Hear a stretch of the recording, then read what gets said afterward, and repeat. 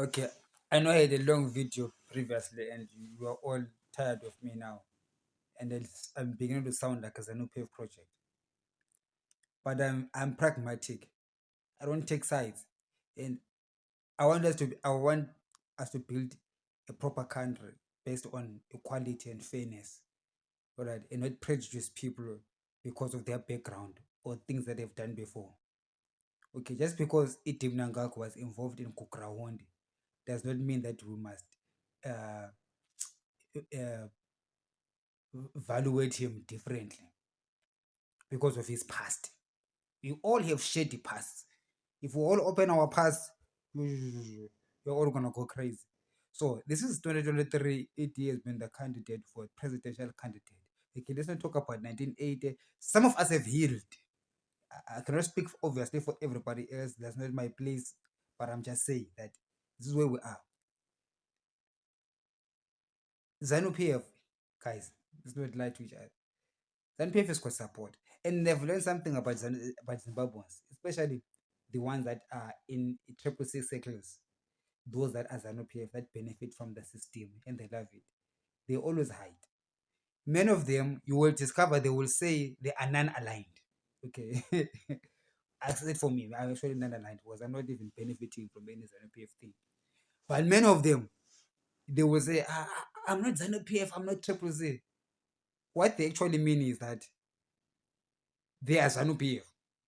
They're benefiting from ZANU PF, but they don't want to say it out loud because they actually want to criticize certain things about ZANU PF, but they don't want to be said, I'm a ZANU PF guy criticizing ZANU PF. You get what I'm saying? So they rather say, they say, I'm non-aligned. There's a lot of them like that. All right. Then there's those that lie and say they're triple C, but I'm not triple C. When it comes to vote, they vote ZANU PF. All right. They call themselves triple C because they want to hide in the crowd. They want to be safe. They think that if they come out and say I'm Zanu, they might be attacked or castigated or whatever. So they rather say I am not Zanu PF. I mean, especially the cousins of Zanu PF ministers who are in the UK or USA. I don't think they go out. They say, "Hey, my uncle is Patrick Chinamasa. I'm enjoying billions here in the UK." No, they also lie. They pretend they triple C. They could go all the way to look like they are anti ZANU PF while all the while eating ZANU PF money. So there's a lot of people like that. Zimbabweans are not very good at being honest. That's one thing you need to pick up. A lot of Zimbabweans who are benefiting from the system, love the system, will never come out and say it out loud. They will always hide behind triple C. So you're wondering, where are these 2.3 million people coming from? No, it's because those people that actually have always supported ZANU PF, but they just don't want to come out in the public. Okay. So just, I mean, I live here in Cape Town. Speak to any Zimbabwe about Zimbabwean politics. They all sound anti ZANU PF. All of them. I think I know 2 or 3 ZANU PF guys who still support ZANU PF. The rest, some will say, we used to be ZANU PF. They are lying. Even if they go and vote today, they will vote for ZANU PF.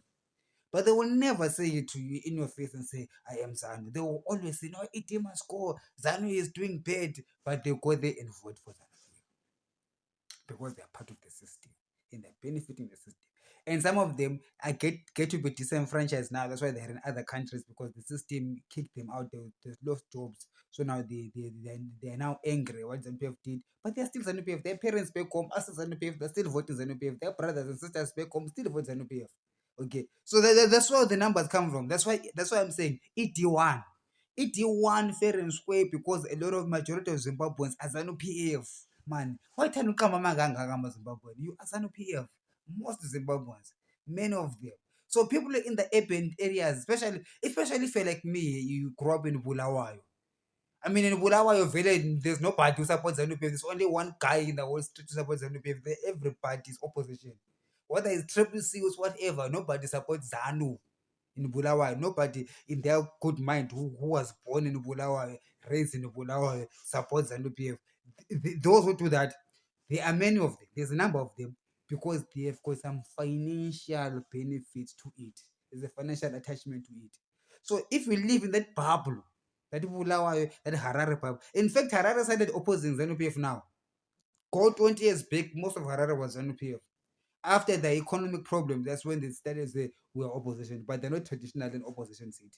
Traditionally, they're the ZANU PF seat. The Harare itself.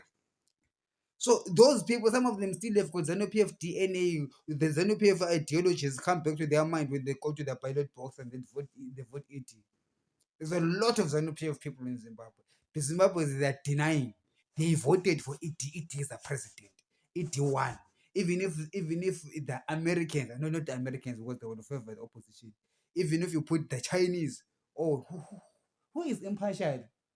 Sure, there's nobody impartial these days. Oh, the Philippines. I like that guy. Even if the Philippines or Tanzania, there's a woman there, I like her as well. Best African president. If she's the one who was running elections, I still believe it would win. Because a lot of these Zimbabweans, they are lying. Okay. They lie to you. They actually are ZANU PF. In the rural areas, most people vote for ZANU PF. In Matebele and rural areas, a lot of people vote for ZANU PF because they gave them land and they don't live in the lenses of the urban voter. Us who live in the urban areas have got our own narrative against ZANU PF, while people in the rural areas, in Matebele, people are always asking me a question: why do people in Matebele vote for ZANU PF when ZANU PF did go ground? Remember, ZANU PF is ZANU plus ZAP. Of course, we can discuss that later, but it is ZANU PF ends up in PF system. So those rural folks are still holding that unit. And number two, they don't want to see war. And they don't want to see the idle farms taken away from them. And another thing, ZANU PF MPs would do the work, especially in the rural areas. I know where I came from, where in my rural area. I don't want to tell you, don't want to go there to my rural area to intimidate my people. The MP there is loved by everyone. I've been going to the rural areas for the past 10, 15 years. They love the guy. He's a ZANU PF guy. They will tell you that no, we love that guy. We're always going to vote for him because he does things for the community. Okay, unlike the previous one who was MTC, who didn't do jack for the people, so they put him out and put the ZANU PF guy. And now you see a lot of ZANU PF MPs winning in Matabeleland. It's because don't worry about the national politics, but the local politics, the developmental ideologies of ZANU PF MPs in the rural areas, it is working. They've got their working relationship with their people. That's what Triple C doesn't have it. Triple C, they're running Bulawayo and Harare to the ground.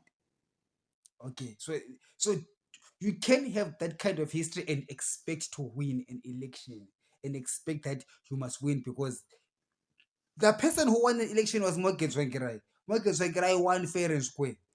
But after that, the opposition forces have not done anything except fight for positions. Okay.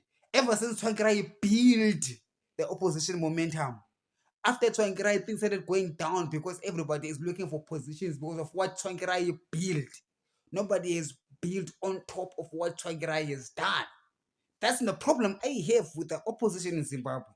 Nobody has built above what Tsvangirai. We must build on top of Tsvangirai's legacy, not to be a leash on Tsvangirai's legacy until it's dry and it's gone. Okay, so that is the issue. No practical ideology whatsoever in Triple C, nothing whatsoever, except that there is the support because a lot of Zimbabwe feel cheated, feel disenfranchised, especially the ones in the urban areas, because the economic weapon that the British and the Americans use against Zimbabwe affected mostly industries in the urban areas, leading to high unemployment, hyperinflation, and stuff like that. Things that urban voters will hate in the sitting government, but not things that could cause the rural folks to hate their own institutional, their own ZANU PF that brought them liberation and gave them the land. All right.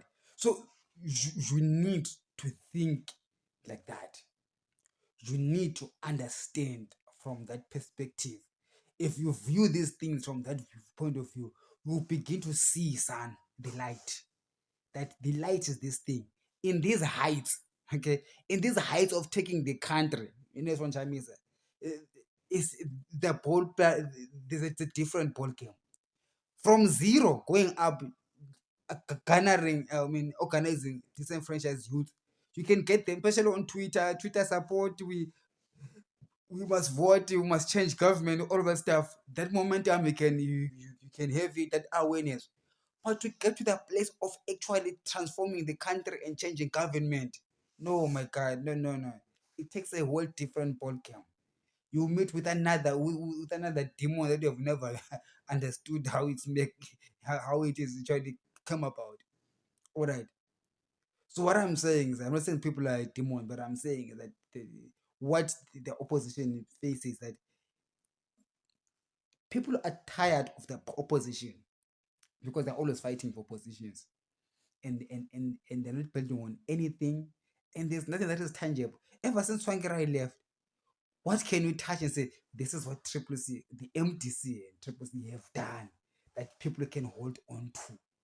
What are you holding on to in Triple C except that you do not like Zanu PF? You see, take away that reason that people support Triple C because they don't like Zanu PF. Those who support Triple C, but that's not the reason. That's not enough reason to take the country. It's enough reason to just have momentum. One paper, but not something that's gonna be strong and formidable. To me, what is strong and formidable is to go up, is to go for the rural vote, go for the rural folk. How to do that if you're Triple C? First of all, you start by demonstrating in urban areas where you are leading to remove corruption in Harare and Bulawayo, bring water to Bulawayo and Harare. Water, service delivery. Look at what the DA is doing in South Africa, here in the Western Cape. The Western Cape. The DA also has this strong point that they can take national government because of their demonstration of good governance in the Western Cape. And it's true. There is service delivery in the Western Cape. I live in the Western Cape. You never see the dustbins lying there, nobody coming to collect the refuse. You never see, these sewage pipes bursting and no one coming to attend them. No, even in impoverished places in Kailicha, there's always people that come there and clean the streets, clean the bushes, they cut the grass, and trim trees everywhere. Proper. Mwah. So the DA has demonstrated that if we can do this in the Western Cape, why can't South Africa trust us with the whole country? And look, DA is now leading in Johannesburg. Okay, they get a lot of votes in Johannesburg. They had a mayor before, DA mayor. They've had DA mayor in Johannesburg. They've had these mayors in cities because they're an opposition that demonstrated service delivery. Don't worry about the fact that they are white.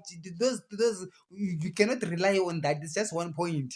Okay, you cannot rely on that. White people can run the country too. Okay, there's many things that are involved in politics. We can still have a white president in South Africa, and you said okay. All right. What I'm saying is that if you're an opposition, you need to have multiple reasons why people must vote for you, not because they hate the incumbent, but because you've got something that is truly you, that is exclusively yours, that no one can take away from you. What is it that is exclusively Triple CN or exclusively Swan Chamisa that you cannot take away from them? Except to say that it's because people do not like Zanu PF, and it is an organization that was built by Morgan Swangirai.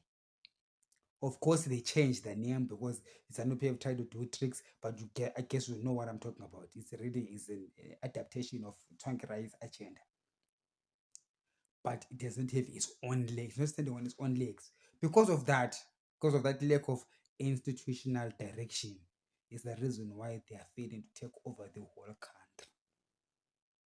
But they can take some seats. Even in the elections, NUPF still had over 120 something seats won compared to Triple C 67. It means that Triple C still has a long way to go, even in local elections. So when you take that into consideration, understand, take this thing with a grain of salt, and understand that perhaps Idim Nangabo did win the 2023 elections. As disenfranchised as you are as a Zimbabwean, as an urbanite Zimbabwean in Zimbabwe or even in the diaspora. Remember, as a diaspora, you don't vote. As dissatisfied as you are with ED, however, the democracy says the majority shall rule. In this democratic instance, the majority are part of a system of ZANU PF that was able to become united and deliver victory for its ideology, for its institution. Perhaps the big lesson here is that the opposition must also build a formidable institution that is based on bringing everybody together, not on the dissatisfaction of the incumbent. Thank you very much. Have a nice evening.